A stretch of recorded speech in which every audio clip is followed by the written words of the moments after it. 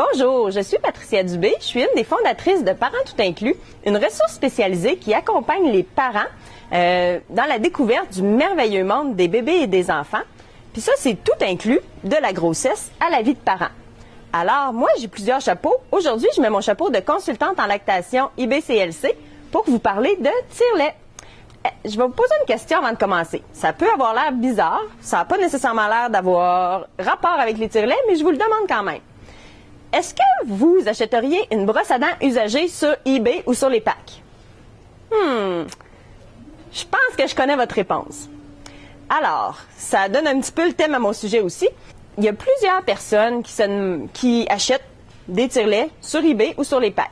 Mais je ne sais pas si vous avez déjà réalisé qu'un tire-lait, c'est un objet de soin personnel, au même titre qu'une brosse à dents.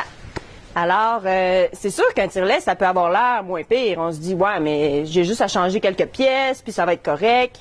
Désolée, j'ai une mauvaise nouvelle pour vous, ça marche pas de même. Il y a plusieurs. Il y a des bactéries qu'on peut retrouver dans le lait maternel qui, quand on utilise un tire-lait, s'en vont dans le tire-lait. Et ces bactéries-là, à moins d'avoir un autoclave spécialisé comme ils ont dans les hôpitaux, vous ne serez jamais capable de détruire les bactéries qui se retrouvent dans vos pièces de tire-lait. Alors, à moins de connaître les antécédents sexuels de la personne de qui vous achetez le tire-lait et de tous les partenaires qu'elle a eu dans sa vie, bien, je vous suggère de l'acheter neuf. Oui, là, vous allez me dire, oui, mais pourquoi dans les hôpitaux, on peut réutiliser le tire-lait d'une mère à l'autre et il n'y a pas de problème? En fait, le modèle de tire-lait qu'ils utilisent dans les hôpitaux, c'est des modèles qui sont vraiment extrêmement spécialisés, qui valent très cher et qui sont complètement scellés. Alors, le lait de la mère ne va jamais en contact avec le moteur. C'est comme le modèle que j'ai ici. C'est un modèle, c'est ça, dans le fond, quand on l'ouvre, on voit que le moteur est vraiment scellé.